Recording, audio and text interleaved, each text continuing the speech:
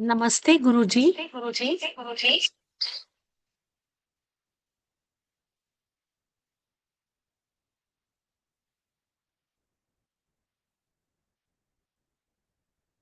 संगत जी, बहुत शोकग्रस्त होकर हमें आप सबको ये सू, सूचना देनी है कि गुरुजी महाराज की एक बहुत ही प्यारी संगत कर्नल दीपिंदर सिंह जी का कल निधन हो गया है। तो उनकी आत्मा की शांति के लिए उनको श्रद्धांजलि समर्पित करते हुए हम लोग 1 मिनट का मौन रखेंगे। So please, it's a humble request to maintain silence for 1 minute. जय गुरु जी।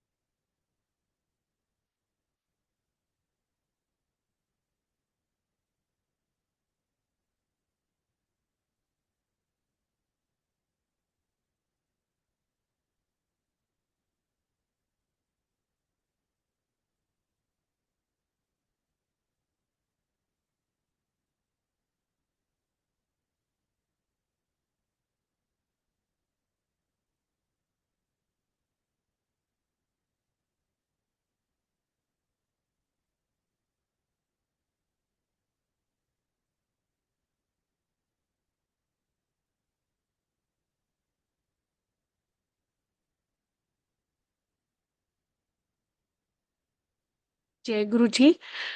Colonel Dipinder Singh ji was a very devout Sangat of Guruji Maharaj and who was connected to Guruji from late 70s. May his soul rest in eternal peace. और वो गुरु महाराज के चरणों में चले गए हैं। सो उनको श्रद्धांजलि अर्पित करते हुए हम आज का सेशन आरंभ करते हैं। I would request host aunty to please make Gauri aunty co-host. I think she got logged out. Please make Gauri aunty as co-host.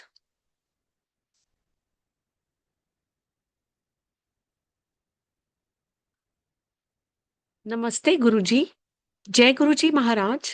On behalf of Vasan Uncle and Multilingual Global Sevadar team, we welcome Gauri Tyagi Aunty ji, who is a very ardent follower of Guruji Maharaj, who will share her beautiful journey with Guruji Maharaj on the platform today. We welcome you, Gauri Tyagi Aunty. Please unmute yourself. Jai Guruji. जय गुरु जी। गुरु जी का अनंतम शुक्राना आज की सेवा देने के लिए।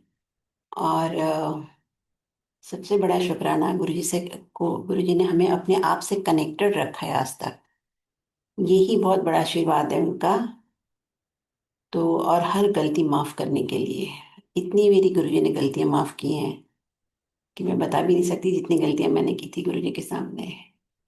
और आज जैसा कि गीतू आंटी ने बोला, जनरल दीपेंद्र सिंह, और बीच में 2 दिन पहले I think Raghu Rai uncle की भी, जो गुरुजी के फोटोग्राफर थे।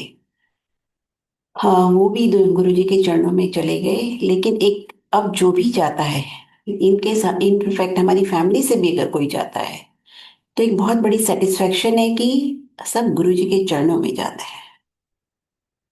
गुरुजी के भगत सारे गुरुजी के चरणों में जाते हैं।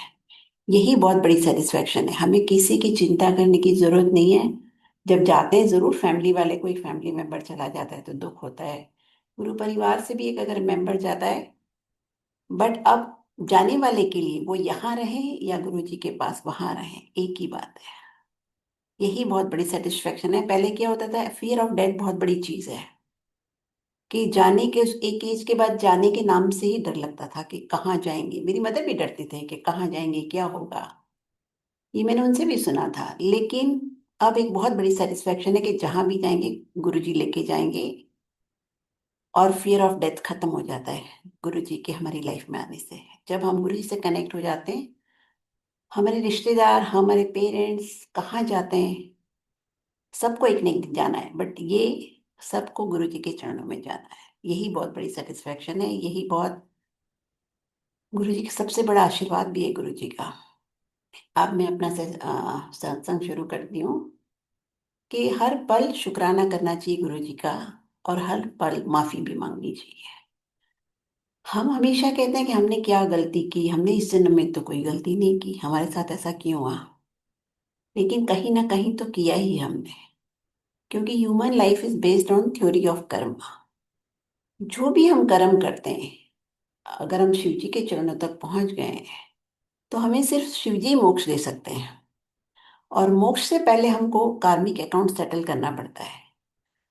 हाँ, if our soul is prepared, fully prepared, तो अगले 10 जन्म में अगर हमारे 10 जन्म होने वाले हैं, तो गुरु जी की कृपा से अगर सोल राइप है, अगर हम बेर कर सकते हैं, गुरु जी इसी जन्म में आपका वो सब 10 साल का नेगेटिव का इफेक्ट खत्म कर देंगे।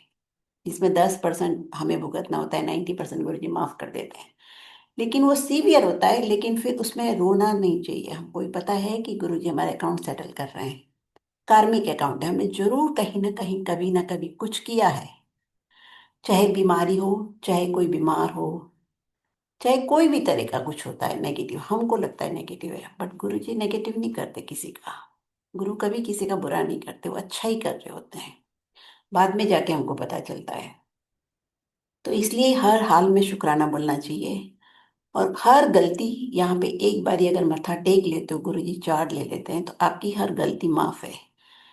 लेकिन यह है कि सेम गलती बार बार रिपीट भी नहीं करनी चाहिए, क्योंकि गलती 1 2 3 बार माफ होती, इससे ज्यादा माफ नहीं होती। क्योंकि आपको पता है कि हम गलत कर रहे हैं, गलत कर रहे हैं, तो repeatedly same mistake we can not make. फिर माफी नहीं होती, बट हर बार जब भी गलती करो माफी मांग लो। और साथ में ये गुरु जी को प्रे भी करो कि गुरु जी हो गई गलती, आगे से ना हो, बस इसका आशीर्वाद दे दो। जे सबकी देखो थॉट एंड सबके थिंकिंग अलग होती है।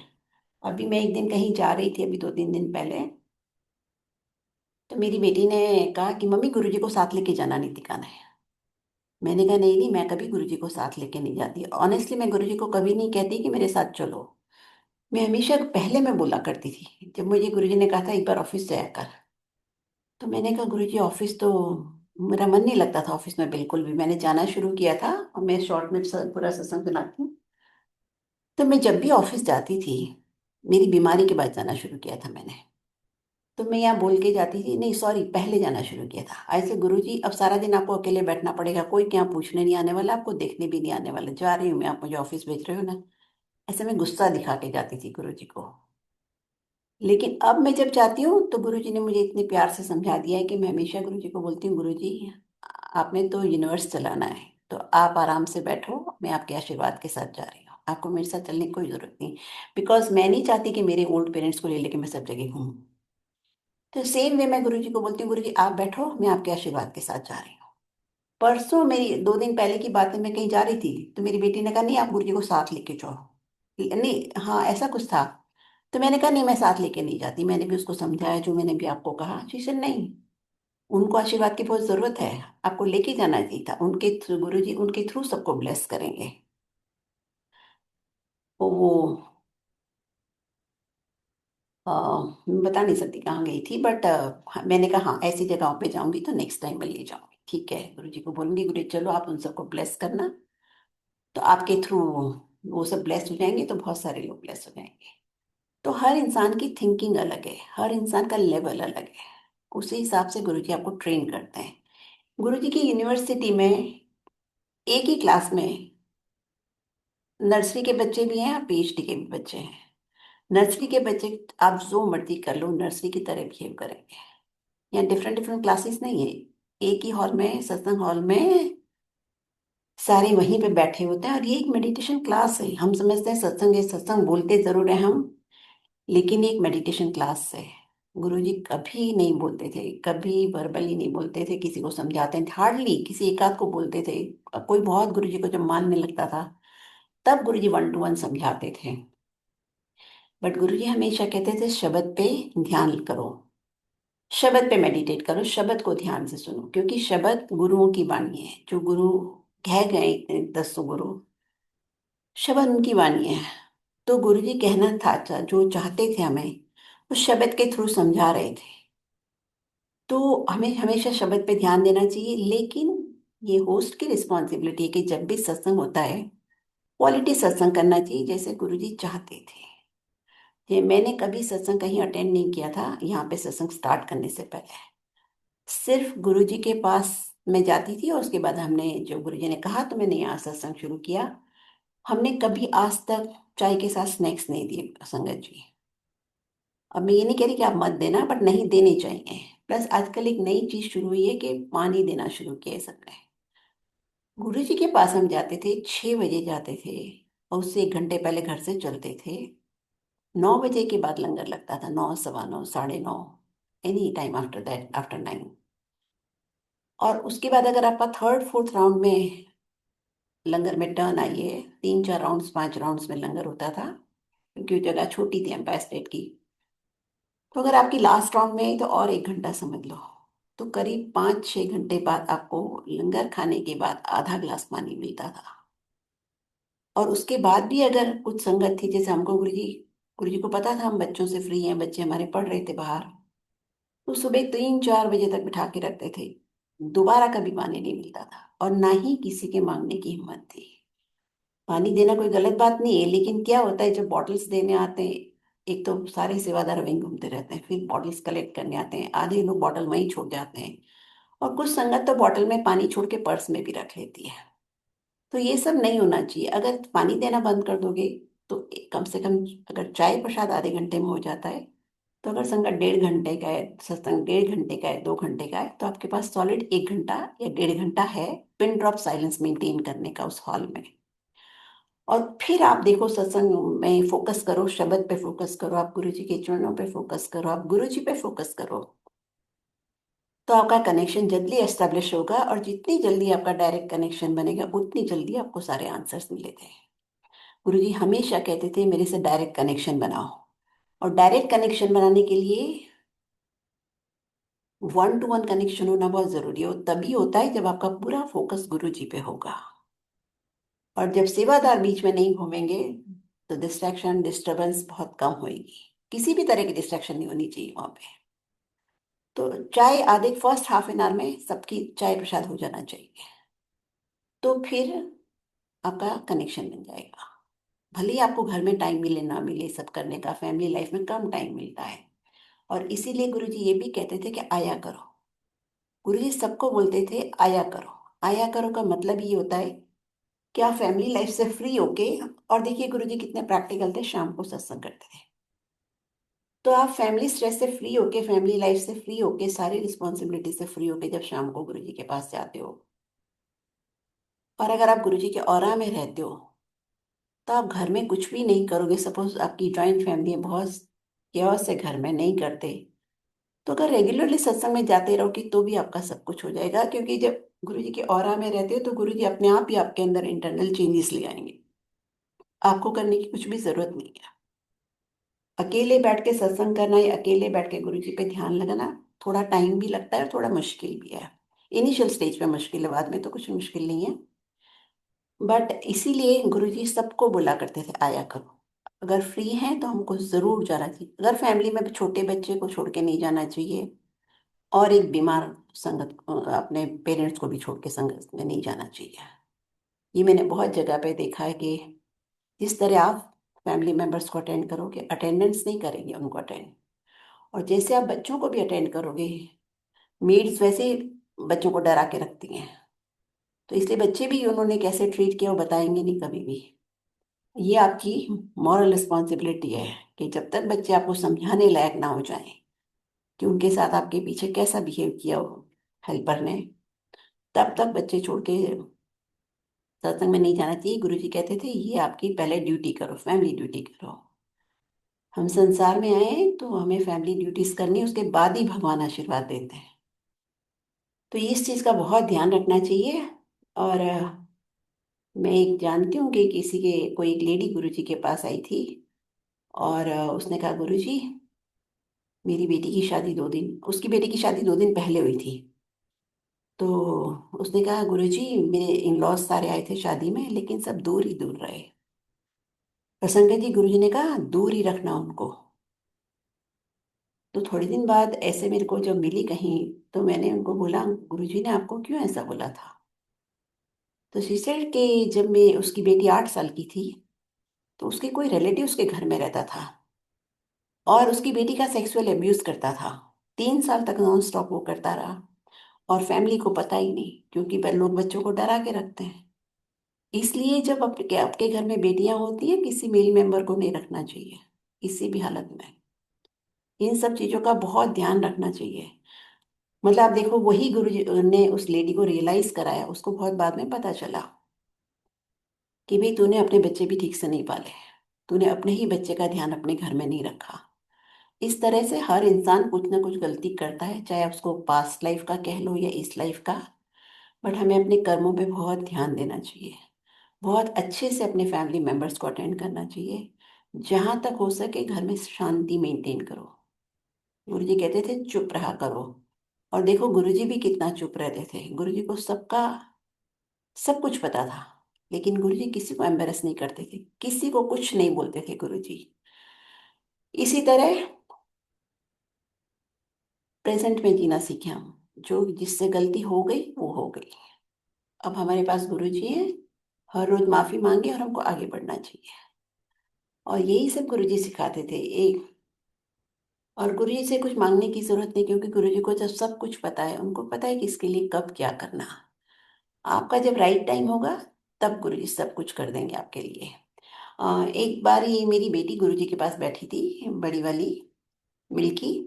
तो मिल्की जब गुरुजी के पास बैठी थी तो अ, एक लड़का आया। जब गुरुजी के सिंहासन के पास ही बैठी थी, उसके सर पे बाल नहीं थे, बट वो बड़ा हैंडसम लड़का था। तो मेरी बेटी ने सोचा ये कितना हैंडसम लड़का है, पर इसके सर पे बाल नहीं है। तो अब गुरुजी को तो सब पता चल जाता, तो क्या सोच रही है। तो गुरु ने कहा तुझे ब्याह करना है इससे। तो वो चुप हो गई। तो फिर गुरुजी अपने कमरे में जाने लगे। और जब कमरे में जाने लगे, तो जब गुरुजी मेरे आगे से निकले, हम सब हाथ जोड़ के खड़े हो जाते थे जब गुरुजी जाते थे अपने कमरे में। तो जब वो मेरे आगे से गए गुरुजी, तो मुझे गुरुजी ने कहा, गुरुजी गुरुजी करते हो, गुरुजी कर सुन बोलते हैं तो सुनते नहीं हो। तो मैंने अपनी बेटी को बोला कि गुरुजी ऐसा बोल रहे थे। तो कहती अच्छा मम्मी, गुरुजी को बोल दो कि मैं उस लड़के से शादी कर लूंगी, ठीक है। नेक्स्ट डे गुरुजी का बर्थडे था, मैं बड़े मंदिर में गई, मैंने गुरुजी को मत्था टेका। और मैंने कहा गुरुजी जो आपने कहा था ना, उस लड़के से मेरी बेटी शादी करने को तैयार है। तो गुरुजी ने कहा जब अभी टाइम नहीं हुआ है। देखिए एक ही सेंटेंस में गुरुजी ने समझा दिया कि वो ऐसे ही टेस्ट ले रहे थे। लेकिन ऐसे घर में ही छोटे छोटे टेस्ट लेते हैं गुरुजी। लेकिन गुरुजी ने ये बात भी बता दी कि हर काम अपने टाइम से ही होगा। गुरुजी ने मेरी बेटी को भी 10 साल ठीक नहीं किया। 2001 में मैंने जाना शुरू किया था, और जैसे ही हमने यहाँ सत्संग शुरू किया, 2008 में 9 में ठीक होना शुरू हो गया विदाउट एनी मेडिसिन। उसको वाइट पैचेस थे बॉडी में। और और जब वो गुरुजी के पास गई, उसी दिन से उसने मेडिसिन लेनी बंद कर दी थी। उसको इतना ज्यादा फेथ था, उसने कोई मेडिसिन उसके बाद नहीं ली। उससे पहले मैंने 20 साल उसका ट्रीटमेंट कराया था, जब वो 7-8 साल की थी तब से शुरू हुआ था। लेकिन वो बिल्कुल ठीक नहीं हुआ, और गुरुजी ने बिना मेडिसिन के ठीक कर दिया। आपको इतना स्ट्रांग फेथ होना चाहिए ना। मैंने गुरुजी से, क्योंकि गुरुजी ने तो मुझे फर्स्ट टाइम डांट दिया था। मेरी बेटी ने कभी नहीं बोला गुरुजी को कि गुरुजी मुझे ठीक कर दो, एक बार भी नहीं बोला। और मैंने तो, जब मैं गुरुजी के पास गई ठीक कराने गई थी अपनी बेटी को। गुरुजी को देने कोई कुछ नहीं जाता, सब लेने ही जाते हैं। तो जब मैंने मत्था टेका, गुरुजी ने कहा थर्सडे आई। मैंने कहा गुरुजी थर्सडे तो मैं वैष्णो देवी जा रही हूँ, नहीं आ सकती। तो गुरुजी ने जोर से गुस्से से बोला फिर यहाँ क्या करने आई है? वहीं चली जा। और संगत जी वो एक बहुत बड़ा मैसेज था सबके लिए, कि अब यहाँ आ गए हो तो कहीं जाने की जरूरत नहीं है। यहीं से आपको सब कुछ मिल जाएगा। और जो काम आपका यहाँ नहीं हुआ, वो कहीं भी नहीं होगा, चाहे आप दुनिया घूम के आ जाओ। और अब हम पिछले कई जन्मों से, हर जन्म में हमने कभी राम की, कभी कृष्ण भगवान की, कभी देवी माँ की, कभी काली माँ की पूजा की होगी, तभी उनके सबके आशीर्वाद से हम गुरु के चरणों तक पहुंचे हैं। तो अब हमें फाइनल डेस्टिनेशन पे, हमको पीछे मुड़ के नहीं देखना चाहिए। और ये बहुत नैरो ट्रैक है। गुरु जी जब आप फर्स्ट टाइम मत्था टेकते हो सीड प्लांट कर देते हैं, पर वो जर्मिनेट कब होगा वो हमारी एफर्ट्स पे डिपेंड करता है, ना कि गुरु जी पे। आप जितने गुरु जी से कनेक्शन रखोगे, स्ट्रांग बनाओगे, गुरु जी के शब्द सुनोगे, गुरु जी का मंत्र जाप करोगे, उतना स्ट्रांग कनेक्शन हो जाएगा और फिर गुरु जी आपका आपके हर काम कर देंगे। और वो शब्द है ना, सोई सोई देवे जो मांगे ठाकुर अपने से, सोई सोई देवे। तो वो शब्द इसलिए है कि जिनके पास बेसिक चीजें नहीं होती, बेसिक नेसेसिटीज, जैसे खाने के लिए नहीं है, गुरु जी के पास आने के लिए कोई व्हीकल नहीं है, तो फिर कैसे आएंगे? ये सब चीजें गुरु जी बहुत जल्दी दे देते हैं। और उससे आपको क्या होगा, आपको स्ट्रेस स्ट्रेस फ्री कर देंगे ताकि आप भगवान की भक्ति करो गुरु जी की। लेकिन जो बड़ी बड़ी चीजें हैं, आपको बड़ी बड़ी चीजें चाहिए और आपके पास सब कुछ है, दुनिया की हर चीज है, के साधन है, उसके बाद फिर आपको मांगने का कोई हक नहीं है, क्योंकि उसके बाद भगवान आपको भक्ति देना चाहते हैं। हम समझते नहीं है, बट गुरुजी भक्ति देने आए थे। मेरा भी गुरुजी ने 10 साल काम नहीं किया, लेकिन और बीच में बहुत सारे काम कर दिए गुरुजी ने, बहुत सारे आशीर्वाद दिए जो हमने कभी सोचा भी नहीं कि सब गुरुजी ने किया है। अभी तो आई थॉट कि भाई मेरा हस्बैंड तो बिजनेस कर रहा है, ये सब हो गया, तो उन्होंने ही किया है। ये तो गुरुजी के जाने के बाद मुझे समझ में आई कि सब कुछ जो भी था वो सब गुरुजी ने किया था। गुरु के बिना पत्ता भी नहीं हिलता। और संगत जी, मैं एक बात बताऊं, गुरु बिन घोर अंधार। मैंने गुरु जी के पास जाने से पहले 40 साल मैंने 2 घंटे प्रे किए रोज। पूरी दुर्गा सप्तशती पढ़ती थी, मैं संस्कृत में थी, मुझे बाय हार्ट हो गई थी। लेकिन मुझे फर्स्ट लाइन का फर्स्ट वर्ड भी समझ में नहीं आता था। तो एक स्वामी मेरे घर आए थे और पता नहीं ऐसे मैंने पूछ लिया। मैंने कहा गुरु जी, मैंने स्वामी जी से पूछा, मैंने कहा स्वामी जी, जो मैं पूजा करती हूँ ना, मुझे उसकी फर्स्ट लाइन का फर्स्ट वर्ड भी समझ नहीं आता। तो उन्होंने मुझे कहा कि जैसे कैंसर की मेडिसिन डॉक्टर जब देता है, तो डॉक्टर को पता होता है कि वो क्या मेडिसिन दे रहा है और वो करेक्ट मेडिसिन देगा। लेकिन पेशेंट को नहीं पता होता कि उस मेडिसिन में क्या है। उसको ये सोचने समझने की जरूरत नहीं कि इसमें क्या है। आप you just have to take the medicine. Same way puja works.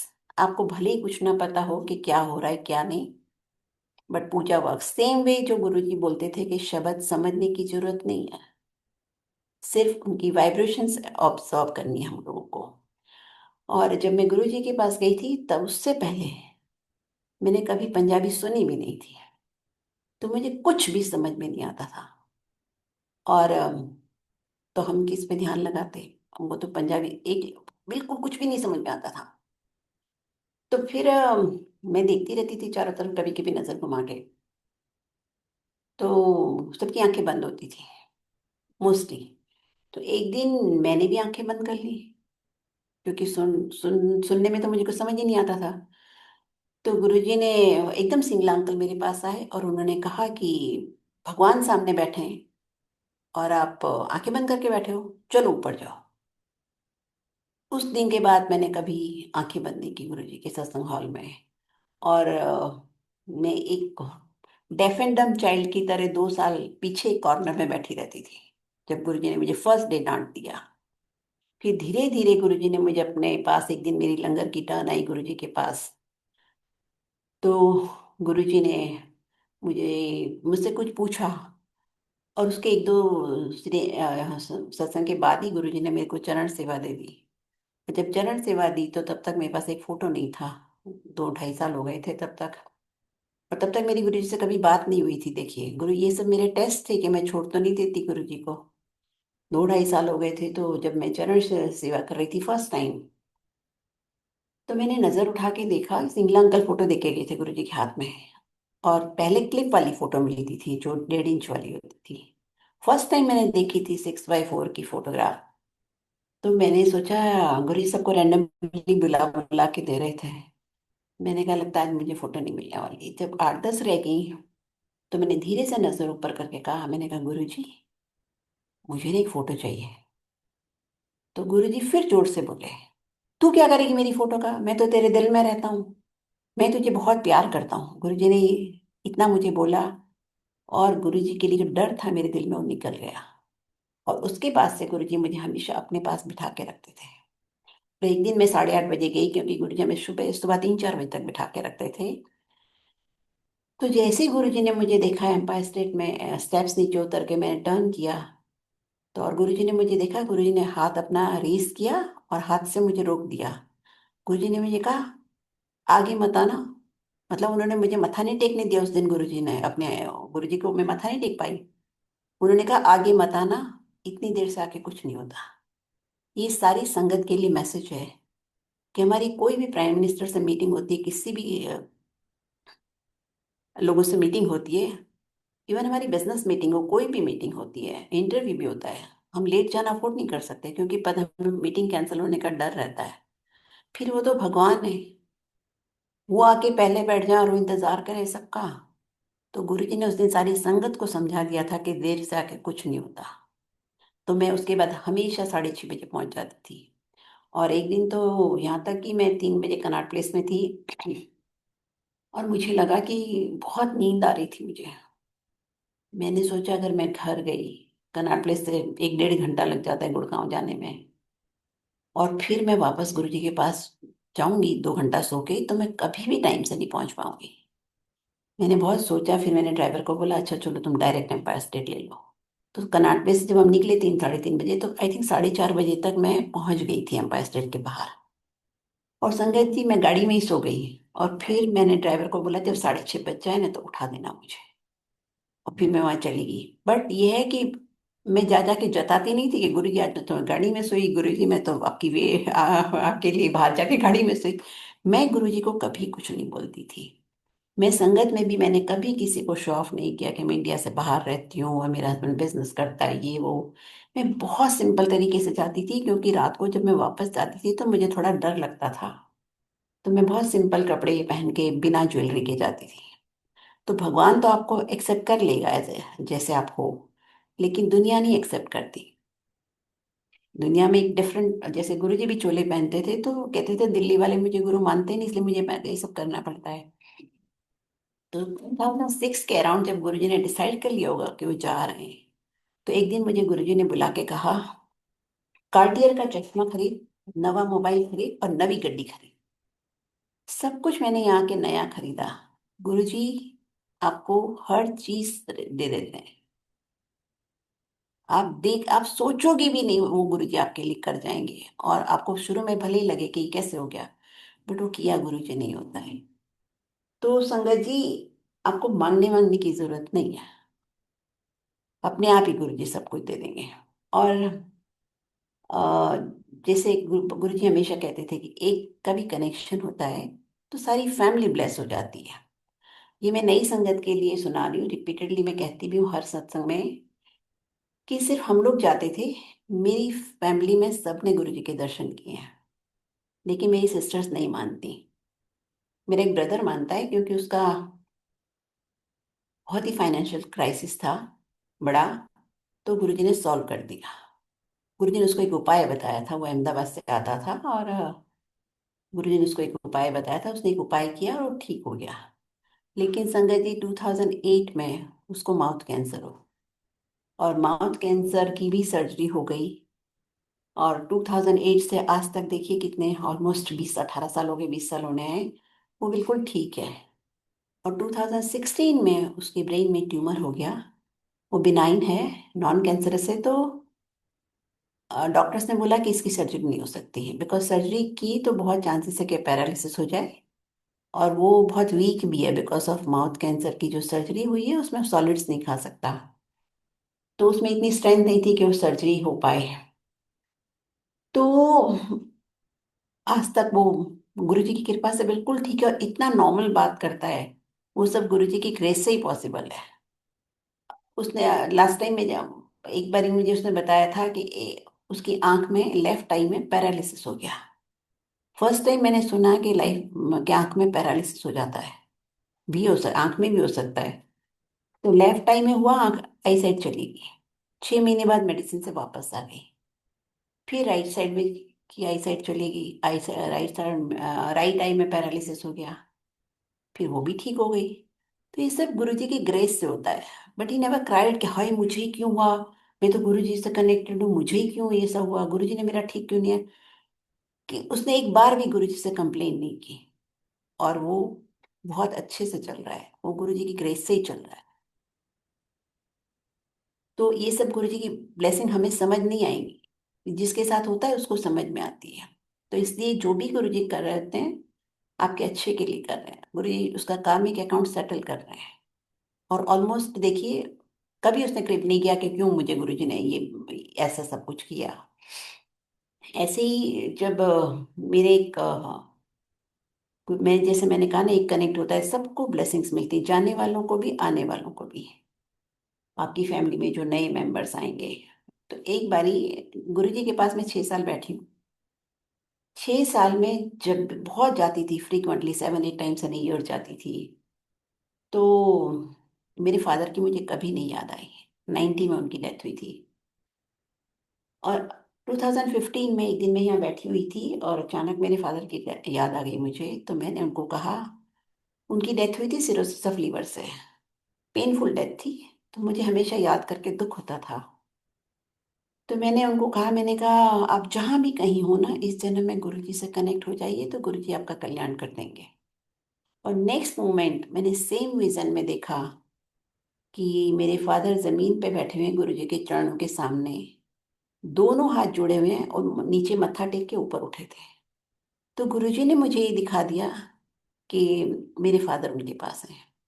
और मेरी मदर भी को भी मैंने 2 बारी बड़े मंदिर में बैठे हुए देखा है। ऐसे जैसे गुरु जी तो चले गए 2007 में, 2011 में मेरा ग्रैंडसन हुआ।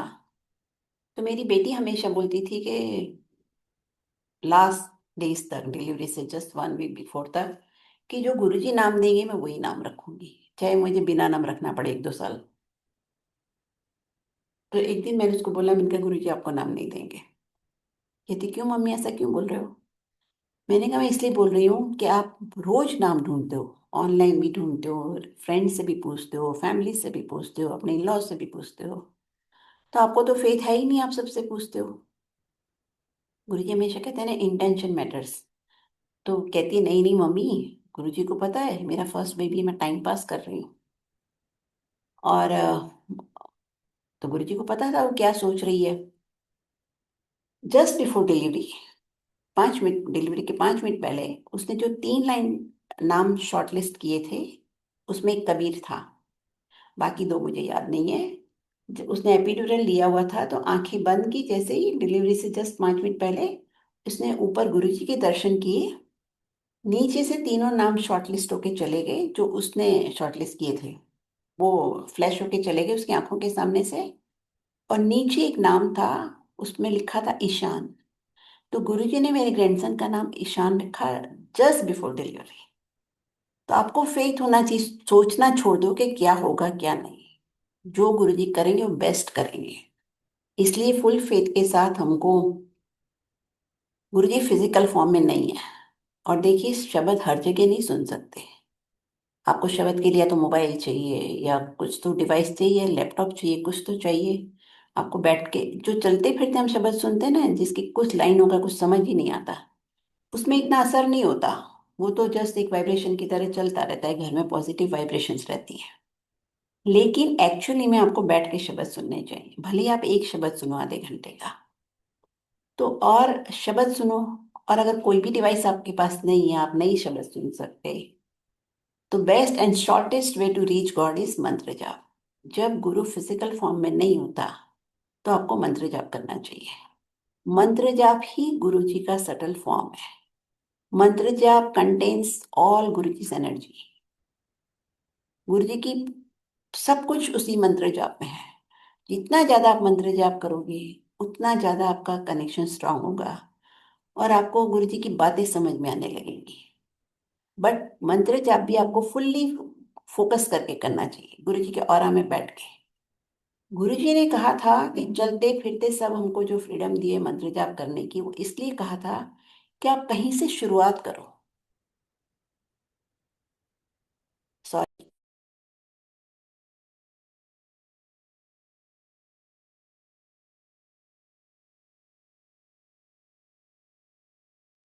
तो आपको चलते फिरते, तो इसलिए कि आपके सिस्टम में रहे, आपको याद रहे कि आपको मंत्र जाप करना है।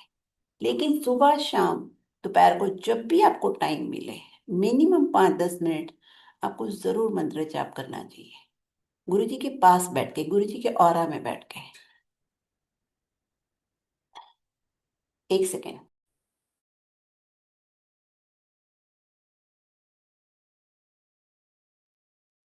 ये मैंने भी देखा है, मैं भी पहले नहीं करती थी, गुरुजी ने मुझे इनिशिएट किया था 2003 या 4 में।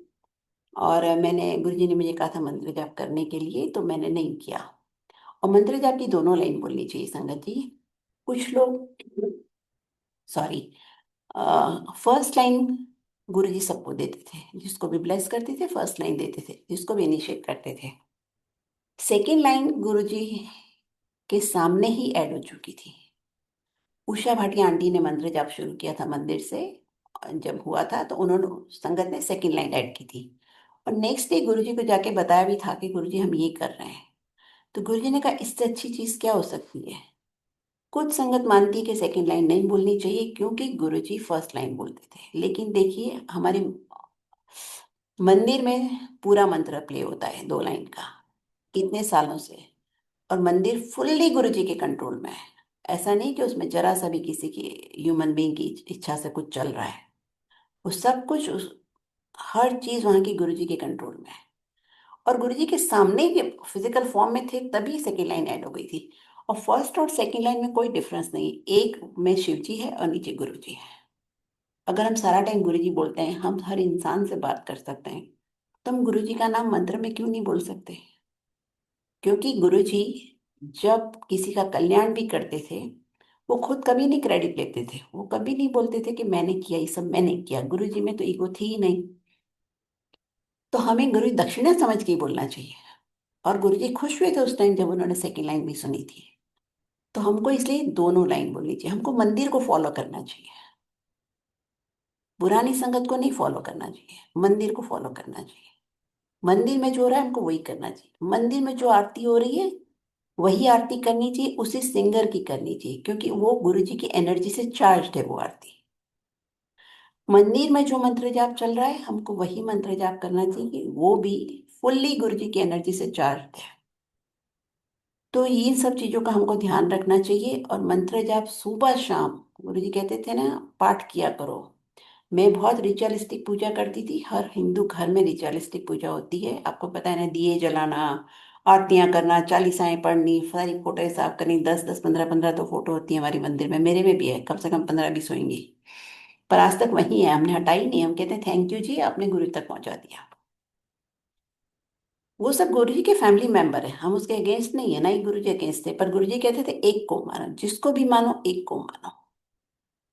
तो इसलिए ना, जैसे गुरुजी ने, मेरे अंकल ने मुझे एक बार बोला कि तुम गीता का लेक्चर कहीं देना था, एक लेसन प्रिपेयर करना था, एक चैप्टर प्रिपेयर करना था। तो मैंने कहा नहीं, मैं गुरुजी से पूछूंगी। इसे गुरुजी क्यों मना करेंगे, पता नहीं मेरे माइंड में क्यों है। मैंने कहा नहीं नहीं, मैं गुरुजी से पूछे बिना नहीं करूंगी। तो जब मैं गुरुजी के पास गई नेक्स्ट ट्रिप में, तो मैंने कहा गुरुजी मैं गीता पढ़ूं, रीजन नहीं। मैंने कहा गुरुजी मैं रामायण पढ़ूं।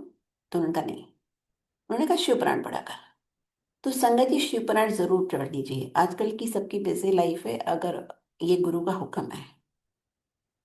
और देखिए आजकल की बिजी लाइफ में कुछ कहते हैं टाइम नहीं मिलता, कुछ कहते हैं समझ नहीं आती, समझ तो शब्द भी नहीं आते, पर तो भी हमें गुरु जी कहते हैं सुनो। इसलिए शिव पुराण भी समझ में नहीं आती, पर हमको पढ़नी चाहिए क्योंकि ये हमारे गुरु का हुक्म है। अगर आपको टाइम नहीं है, आप एक स्टैंड पे खुली रखो, उसके ऊपर एक कपड़ा डाल दो। और अगर आप बहुत बिजी हो तो उसको, आप नहीं पढ़ सकते एक चैप्टर, वैसे एक चैप्टर पढ़ना चाहिए। अगर एक नहीं पढ़ सकते तो एक पेज पढ़ लो। एक पेज भी नहीं पढ़ सकते, एक पैराग्राफ पढ़ के छोड़ दो। अगर आपके घर में बहुत ही केओस है, बच्चे भी हैं, ऑफिस भी जाना है, सुबह से एक लाइन पढ़ के डेली छोड़ दो कि गुरुजी ने कहा था इसलिए आप पढ़ रहे हो, आपने गुरुजी का हुक्म माना। ऐसे छोटी छोटी हर बात में गुरुजी का हुक्म मानना चाहिए। मंत्र मूलम गुरु वाक्यम मोक्ष मूलम गुरु कृपा। इसका मतलब मंत्र वही है जो आप कुछ भी ना करो, गुरुजी का हुक्म मानो बस, वही आपके लिए सब कुछ है। मोक्ष मूलम गुरु कृपा। गुरु कृपा के बिना मोक्ष नहीं होती, गुरु जब कृपा करेगा तभी मोक्ष होगी। और कृपा तभी आती है जब हम गुरु जी के हुक्म में रहते हैं। एक छोटी सी बात बताती हूँ, कभी कभी हम छोटी छोटी बातें नहीं करके कितना मिस कर जाते हैं। गुरु जैसे गुरु जी कहते थे ना आया करो। गुरु जी ने किसी एक अंकल को एक पर्टिकुलर डे बुलाया था अपने पास, और वो अंकल ने बोला नहीं, गुरुजी मैं नहीं आ सकता उस दिन। ये मुझे मैं नहीं थी उस टाइम, बट सिंगला अंकल ने बताया था। तो गुरुजी ने उनको 2-3 बारी कहा, जब वो आज्ञा लेने गए तभी भी गुरुजी ने कहा कि भाई आ जाया कर, आना उस दिन। तो उनका नहीं गुरुजी, मुश्किल है। और वो सच में नहीं आए उस दिन। तो सिंगला अंकल ने कहा, देखो गुरुजी आपने कितना कहा तो भी वो नहीं आया। तो गुरुजी ने कहा, आज मैंने जो उसको देने के लिए बुलाया था, अब उसको कई जन्म लगेंगे उस दिन को वापस लाने में। आप सोचो, इस कलयुग में कितना मुश्किल है। पैसा हो तो थोड़ा कम प्रॉब्लम है, बट पैसे बिना तो डे टू डे कितनी मुश्किल है। भगवान हमको मिल गए, हमको फुल्ली उनकी प्रेजेंस का पता है कि गुरु जी हमारे साथ हैं। अगले जन्म में पता हो या ना हो किसको पता। ऐसे तो हर जन्म में भगवान हमने जिसकी भी पूजा की वो हमारे साथ ही होते थे, पर हमको तो नहीं पता। अब देवी माँ की मैंने 40 साल वो पढ़ी है, पर मुझे इतनी प्रेजेंस कभी नहीं फील हुई। अब तो हमें पता है कि गुरु जी हमारे साथ हैं।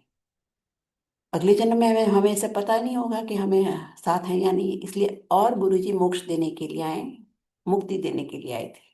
हमको सोचना भी नहीं चाहिए अगले जन्म के बारे में। हमको सोचना भी नहीं चाहिए कि हमारा अगला जन्म हो। इसी जन्म में कल्याण, चाहे जो मर्जी हो जाए।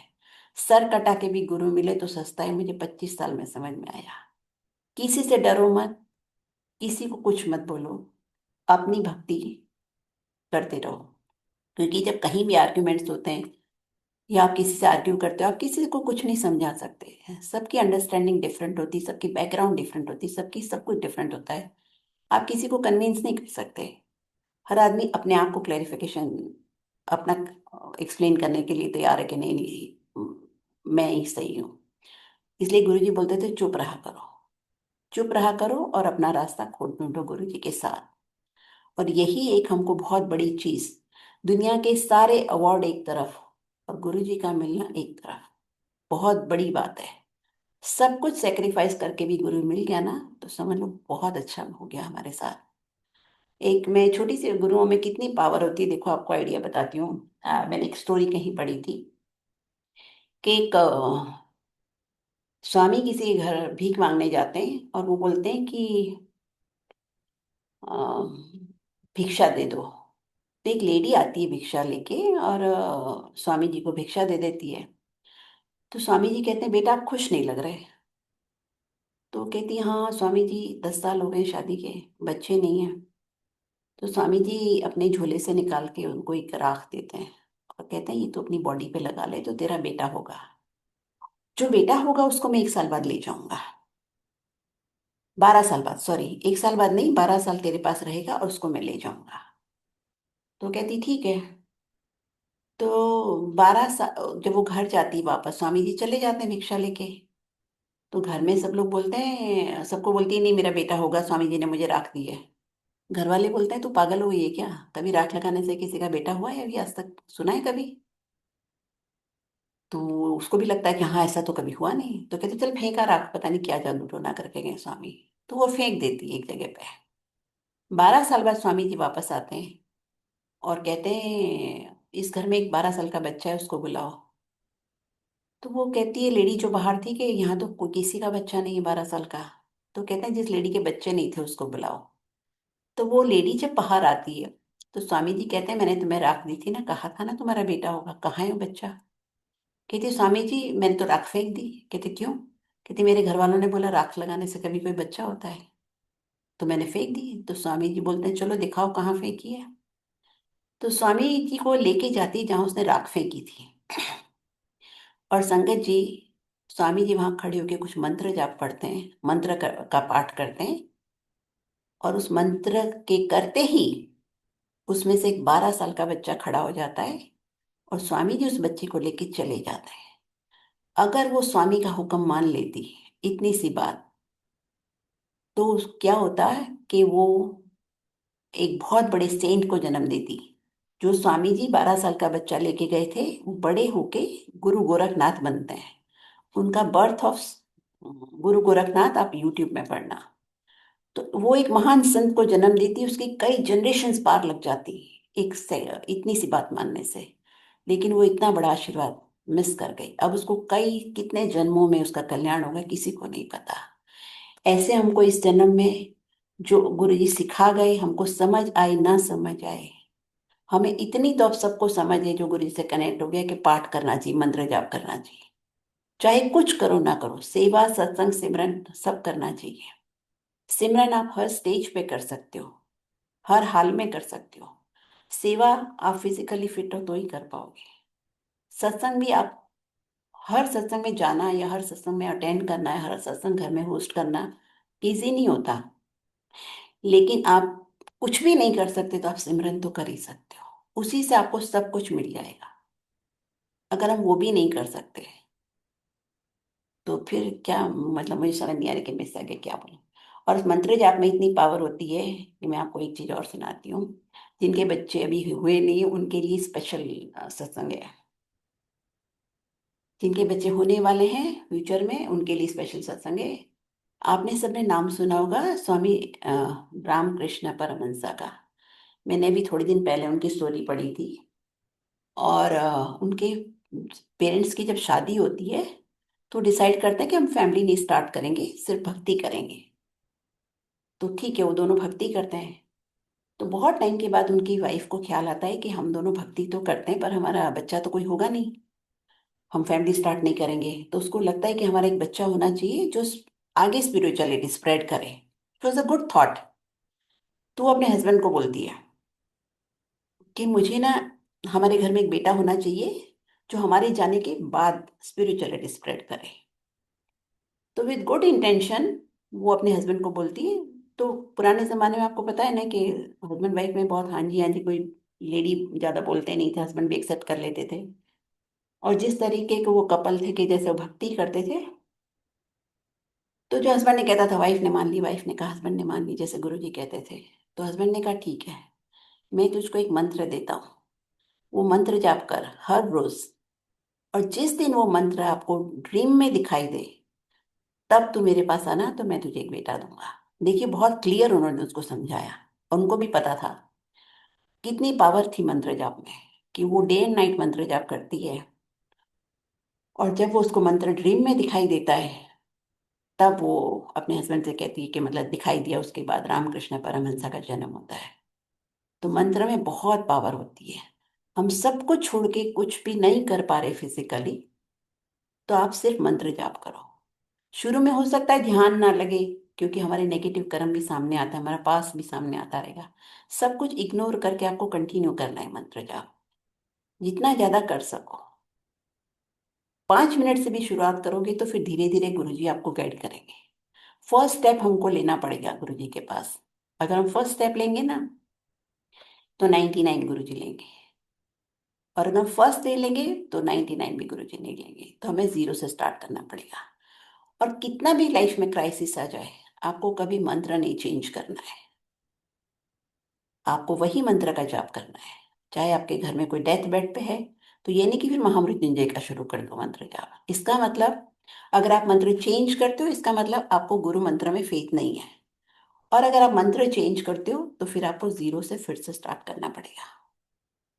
तो मंत्र जाप में इतनी शक्ति होती है, तो सबको मंत्र जाप करना चाहिए। और शिव पुराण में लिखा हुआ है कि जन्म से लेकर मृत्यु तक एक ही मंत्र का जाप करना चाहिए। और जब गुरु मिल जाता है, जिसको जिस स्टेज पे मिल जाए, मुझे जब गुरु जी मिले आई वॉज 45, जी हमने पहले बहुत मंत्रों के जाप किए हैं। तो जब गुरु मिल जाता है तो आपको गुरु मंत्र का जाप करना होता और कुछ नहीं करना होता। जब एक बारी चौहान आंटी गुरु जी के पास बैठी थी तो एक लेडी ने आके गुरु जी से कहा कि गुरु जी मैं महामृत्युंजय का जप करती हूँ। तो गुरु जी ने कहा तू महामृत्युंजय का जप क्यों करती है? तू महामृत्युंजय का जप करती है, इसका मतलब तू मृत्यु बुला रही है अपनी। महामृत्युंजय का जप पंडित लोग करते हैं, तो हमें भी नहीं करना चाहिए। हमें सिर्फ गुरु मंत्र का जाप करना चाहिए। तो इसी के साथ जो छोटी छोटी बातें मुझे गुरु जी ने एक दो और कही थी मैं बताती हूँ। अब टाइम हो गया, नेक्स्ट सत्संग में शेयर करूंगी मैं अपना सत्संग। बट गुरु जी कहते थे कि दान किया करो, और गुप्त दान, गुप्त सेवा, गुप्त पाठ, प्लस जब आप मंत्र जाप करो तो आपको वर्बल नहीं करना चाहिए, साइलेंट मंत्र जाप करना चाहिए मेंटली। जब आप मेंटली मंत्र जाप करोगे तब मंत्र आपकी बॉडी में एक्टिवेट होता है। काफी फ्यू थाउजेंड्स करने के बाद एक्टिवेट होगा, बट हो जाएगा। और वर्बली करोगे तो आप थोड़ी थोड़े से करोगे ना, तो आप थक जाओगे, कर भी नहीं पाओगे ज्यादा देर। इसलिए हमको साइलेंट मंत्र जाप करना चाहिए। प्लस गुरु जी कहते थे, banana is gold in the morning, silver in the afternoon, poison in the evening. एक दिन रात को मुझे गुरु जी ने कहा, जो हफ्ते में एक बार दूध जलेबी खाता है, लंगर के ग्लास में चाय जिसमें हमको मिलती है उस ग्लास में, छोटी बड़ी है तो छोट आधी, और छोटी है तो पूरी जलेबी डाल के वंस इन अ वीक खाओगे तो मेडिसिन की तरह काम करेगी। तो आपको कोई बड़ी बीमारी नहीं लगेगी। अदरवाइज आप अगर बड़े ग्लास में डाल के 4-5 जलेबी खाओगे तो फिर जय गुरु जी, ये तो शुगर हो ही जाएगी। गुरु जी के नाम पे आप सब कुछ सोच समझ के करना होता है, ऐसा नहीं है। और गुरु जी ने मुझे कहा था कि लंगर दोबारा गर्म नहीं करना चाहिए। जब भोग में ये लंगर मिल जाता है, गुरु जी को जो भोग लगाया प्रसाद अगर लंगर में मिल जाता है, उसके बाद उसको दोबारा नहीं गर्म करना चाहिए। अगर खाना है तो रूम टेम्परेचर पे लाके खाना चाहिए। और गुरु जी ने मुझे कहा था पपाया खाया कर। प्लस मुझे गुरु जी ने कहा था बेल का जूस पिया कर। जिनकी बॉडी हीट ज़्यादा है उनको बेल का जूस पीना चाहिए, और जिनका लो बीपी रहता है उनको नहीं पीना चाहिए। बेल समर में मिलता है, लेकिन through out the year Amazon पे मिलता है बेल पाउडर, तो आप उसको लेके यूज़ कर सकते हो। या तो पानी में मिला दो, या जूस में मिला दो, या फिर दाल में, किसी भी लिक्विड में, या सब्जी के ऊपर डाल के भी आप खा सकते हो। तो इस तरह से गुरु जी छोटी छोटी बातें कहते थे, और कहते थे घर में शांति रखो। घर में शांति रखोगे तब गुरु बीच में बैठा होता है। अगर घर में आप समझ लो कि हेड ऑफ द गुरु जी हैं, हेड ऑफ द फैमिली गुरु जी।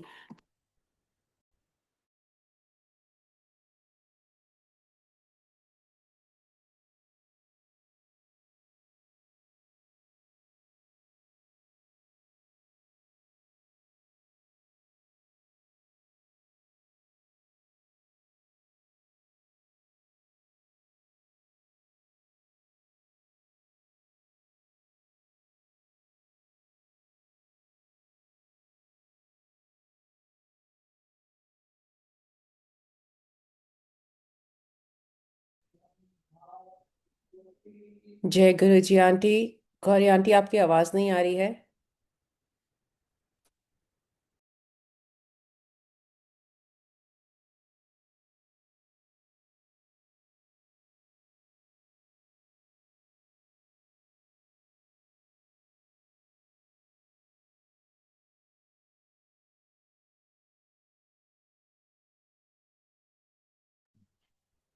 संगत जी, आप बने रहें, गौरी आंटी अभी तुरंत वापस ज्वाइन करेंगी हमें।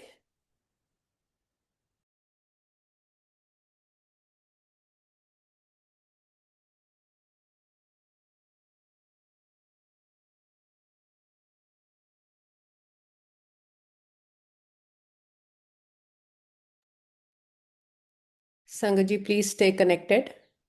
गौरी आंटी जी अभी ज्वाइन करेंगी हमें। Thank you.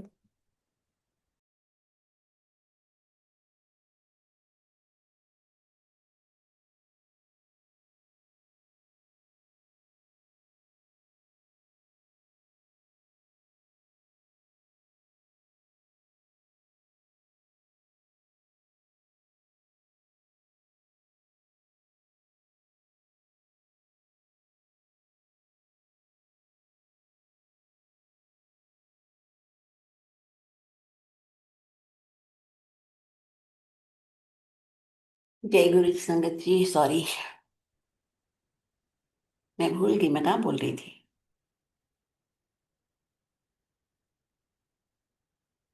हाँ जी। तो ये सब छोटी छोटी बातें फॉलो करनी चाहिए गुरु जी की। और कोई भी किसी भी ब्रांड की शुगर फ्री नहीं लेनी चाहिए, मुझे गुरु जी ने डायरेक्ट बोला था। और सबसे बड़ा मैसेज आज का यही है कि, और मैंने सीखा है 25 साल में, कि आप मंत्र जाप करो, और जब आपका सही टाइम होगा, और मैंने अभी अभी 2 एपिसोड बताया कि कैसी मंत्र जाप में कितनी पावर होती है। तो आप गुरु जी का कनेक्शन आपसे बहुत जल्दी एस्टेब्लिश हो जाएगा, और नहीं है तो, अगर है तो बहुत स्ट्रांग हो जाएगा। तो हमारा एक ही काम है, गुरु जी ने जो हमें दिया है कि पाठ किया करो। और अगर कर सको तो जिनको पंजाब में गुरु जी बोलते थे कि सुखमनी साहब का पाठ करो। आई थिंक दिल्ली में तो किसी, मैंने नहीं सुना किसी को बोला है। पर जिनको कुछ नहीं बोला, क्योंकि सबको पंजाबी आती नहीं है, उनको सिर्फ मंत्र जाप करना है। इसी मैसेज के साथ मैं आज्ञा लेती हूँ Sangat ji. Thank you so much for listening me. जय गुरु जी। अगर कोई गलती हो तो माफ कर देना, मैंने जाने अनजाने कुछ ऐसा बोल दिया हो। लेकिन जिनकी शादी अभी हुई है उनको भी मंत्र जाप करना चाहिए, मैंने बताया ना क्यों, ताकि बच्चा बहुत स्पिरिचुअल हो। जय गुरु जी। Thank you Guru ji. Thank you संगत जी। जय Guru ji Maharaj. Thank you so much Gauri aunty ji for sharing such beautiful sangat. और जो मैसेज बार बार आ रहा है वो यही कि मंत्र जाप इज आवर मेडिसिन इन कलयुग। So thank you everyone, thank you सात संगत जी। अब हम गुरु महाराज जी से आज्ञा लेंगे। अनंतम शुक्राना गुरु जी महाराज।